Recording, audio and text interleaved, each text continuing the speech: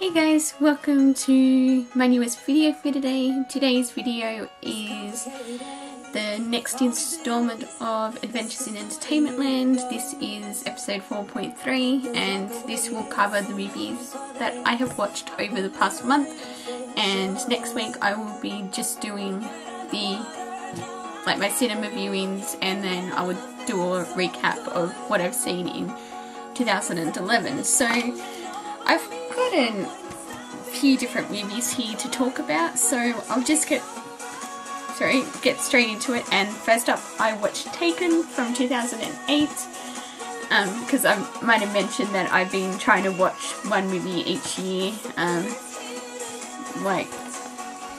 so this one was for 2008, and I've been meaning to watch Taken for ages because everyone says how good it is, and I just never got around to it, but I've watched it and oh my god, it's fucking amazing. Liam Neeson can do no wrong. I tell you, he's just phenomenal in this movie. And I'm also definitely excited about news that there's going to be a Taken 2 and that he will be back in it, so which should be coming out next year hopefully. But yeah, Taken, oh, this movie, like, just from start to finish, it was action packed, it was suspenseful. It's basically, if ever whenever I get overseas, if a stranger offers to share a cub with me, I'm gonna say no. That's like, yeah, I've watched Taken, I'm not sharing a cub with a stranger, so no matter who they are. And but yeah, this movie is just amazing, and like, I'm probably one of the last few people left to actually watch this, because I do know I think like one of my relatives, he's watched it quite a few times, and it's like he's just really into this movie. And yeah,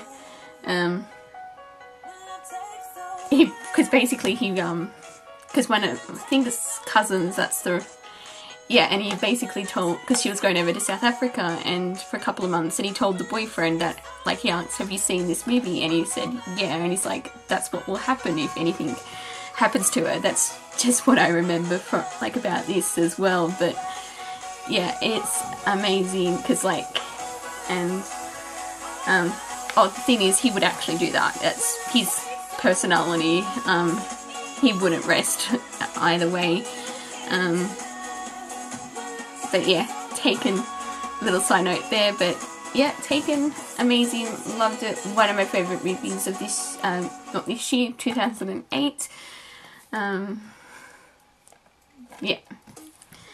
And then because of the new Muppet movie that's coming out, I've been trying to watch a few of the Muppet movies, except Australia won't be getting the Muppets until January 12, which completely sucks.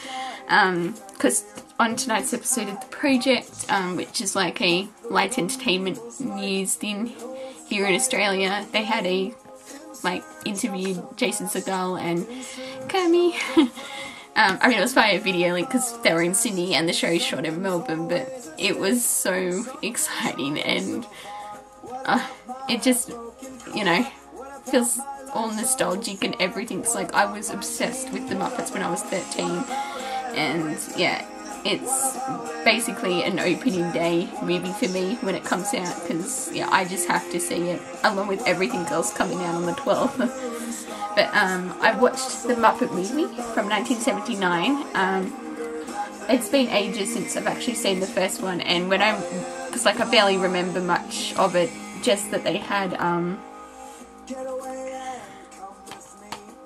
like, you know, the Rainbow Connection, obviously, I know that song, everyone knows that song, and it's really interesting just like watching it, because when they made this, it would have been when the Muppet Show was actually starting, and it was quite, because like I've just recently watched the Muppet Show season 2 again, like I rewatched it in preparation, and just seeing all the guest stars that appeared in like series 2, like season 2, and because I think my favourite one was actually Edgar Bergen, I think that's his name, the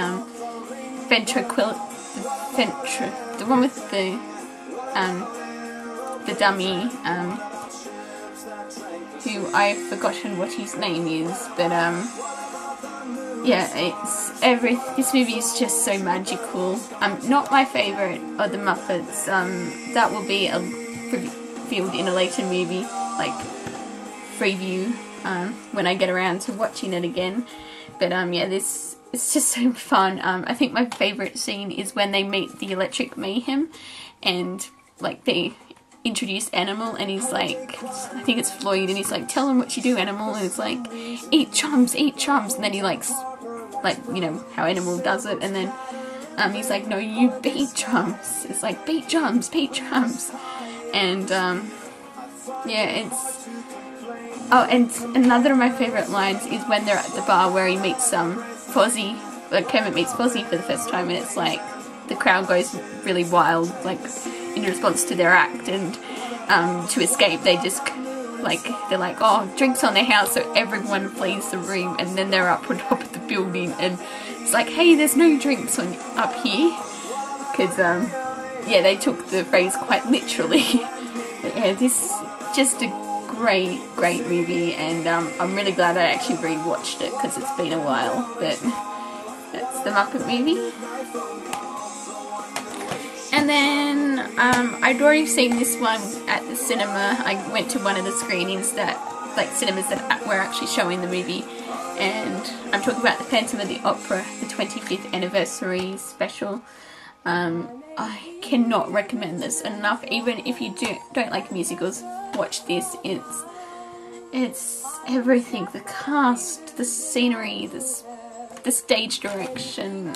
Oh, I love Phantom so much, and I want to see it on West End or Broadway, either one, just to be able to see it, hopefully with proper seating this time, because when I saw it in Sydney, I was in a balcony and did not have the best view. But just watching this over, I could never get tired of this. I mean, yes, it's 3 hours length, but I could just watch it on repeat, basically. Yeah, everyone does a phenomenal job, and especially I liked how they brought out the original cast, or the original surviving cast members, because there's a few who, obviously, for some reason or whatever, have, like, are no longer living, obviously, in 2011, but I did like the performance with Sarah Brightman right at the end, and because you had Colin Wilkinson, John Owen Jones, Anthony Wallo, and some other guy who I can't pronounce. They were singing the Phantom of the Opera. That was the song they were singing. Because I was watching it and I'm just like, I'm sure that's Anthony Wallo, because it was like, for whatever reason, I just had that in my mind that it was Anthony Wallo, because he's actually in rehearsals for any. Oh no, I think it opens in a week for any in Sydney, and because I'll be going to see that on the 11th of January, and yeah, it's just everything about this is amazing, and it's 100 times better than the movie version, and I actually do like the movie version. So yeah, amazing. And then I was in a musical mood, surprise, after watching that, so I settled for some Gilbert and Sullivan, again with Anthony Wallo. This is HMS Pinafore and Trial by Jury, which is, I think HMS Pinafore is my favourite Gilbert and Sullivan operetta that I've actually seen, because I've only seen like 4 of them, and this was just an amazing production. She had Anthony Wallo, David Hobson. If I had a fault with it, Colette Mann, I don't think really, she played Little Buttercup, I don't think she was suited for this. As much, like, I've seen her work and that, I think she's quite funny, but as like in this, not so much, but yeah, everything else is amazing, and like you have Anthony Wallo, David Hobson, who I also love. And yeah, I think it's one of the few, because I don't think it's been a while since I've actually seen Trial by Jury, because I did watch it, but because it's only like a 1-act production, but yeah, this is just great. And if you have a chance to track this down, I seriously recommend watching this, even if you don't like Gilbert and Sullivan or are not familiar with their works. This is just amazing, and yeah. And then I watched Enchanted because I was in the mood to watch something cheerful, and because it was pretty crappy. Like, the evening I watched it, is a bit of drama going on, and I just was like, I'm watching a happy movie, and this movie definitely cheered me up. It's you can't fault this movie. It's just happy and cheerful, and everything's so over the top, and I love the songs. Amy Adams is just great in this. Even even Patrick Dempsey, not that I don't like him, but he hasn't really stood out for me as an actor. He was okay in this as well. You had Idina Menzel, James Marsden, who I love in this, and yeah, I just thought this was such a cute movie, and glad to have finally checked it out after I've had this in my collection for a couple of years. So, see Enchanted, and then The Muppet Christmas Carol is the next one I watched, and if you can hear it in the background, it's playing When Love Is Gone, which sadly is not on this release. I think cutting it just ruined that scene. Yeah, it just did not have the same emotional impact as when the song was actually in this, and it's one of my favourite songs from any Muppet movie, and the fact that they cut it is just devastating. Yeah, I've already had my grievances with this, but aside from that, it's still a classic Muppet movie. I remember watching this at the cinema way back when it first came out. I was staying with my auntie, and we went out to see it. I remember spilling out my popcorn when I was there because of the seats, and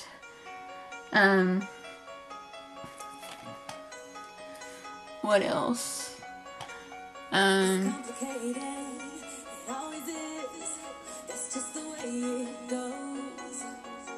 Yeah, I'm losing my train of thought. Oh, and when the doorknob changes, holy crap, that scene scared the living daylights out of me. When the face of one of the Marley brothers appears, and yeah, but this is just a great movie, and the ending always makes me choke up. It's just, I just feel like crying each time I watch the ending, and like when he visits the characters like Sam the Eagle and like Fozzie, when he visits them in the retirement home, that just sort of just makes me choke up. And yeah, the whole ending, yeah, it's, who was it? Yeah, Michael Caine, I'm sure that was who was in it. He just does a great job as Scrooge. Yeah, I love it a lot, and actually it's been the only Christmas movie I've watched this past Christmas. I've totally sucked at that. But if I have to watch just one Christmas movie, it would be this, because I love it. Yeah.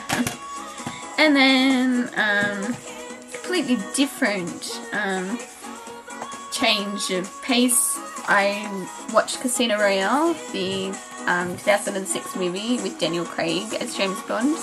I have seen this one, but it's been a couple of years since I saw it, and I've been in a James Bond kind of mood, what with the announcement of like Skyfall and the plot, and it sort of like picked up my interest in James Bond again. So and I watched this, and this is just amazing as ever, because I mean, Pierce Brosnan is my James Bond, but Daniel Craig does a pretty good job, even though he's like my third favourite, I'd say, because it goes Pierce Brosnan, Sean Connery, then Daniel Craig, and that's just from one movie. I was really impressed by his performance, and I just love the whole setting of this movie, and yeah, and I totally adore Judi Dench as M, and I'm particularly excited about this next Bond movie because like apparently it's going to be a M-centric movie, which I can't wait for, because but she has some of the best lines in this movie, because I just love the whole oh god, I miss the Cold War and like that, and her delivery of that line is just epic, I think, because the way she says it when but yeah, really good movie, and I need to watch Quantum of Solace, but I'm gonna save that till closer to when Skyfall comes out, because yeah, I want to like save some of the movies that I could like watch then, so that's that. And then to finish up, I watched Camelot with the late great Richard Harris, who is phenomenal as King Arthur. It's almost, if that's hard to believe, it's 10 times better than what this actual movie version that he played King Arthur in. The way he's just a great actor. I mean, it's hard to believe it's almost been 10 years since he passed away. Because like prior to actually the only movies that I'd seen him in, actually no, I saw Camelot first, and then I saw I think I saw Camelot first, but I obviously saw him in Harry Potter 1 and 2, and then I wanted to see this, and the delivery and the performance as King Arthur, and you could just feel like you were actually there watching, and yeah, everyone does a great job in this one, but it goes to Richard Harris. He was this standout. Obviously, as the title role, as King Arthur, you wouldn't expect much else, but yeah, you're just watching his facial expressions and everything, you like believed him was King Arthur, and like the great monologues that he gave, and like especially with the whole Lancelot and Guinevere, like his emotional performance, and fell completely in love with this, and if you can watch it, you won't be disappointed, because this was filmed on stage in the 1980s, and yeah, it's so glad to have finally seen it. So that's Camelot. So that is everything that I've watched over this past month.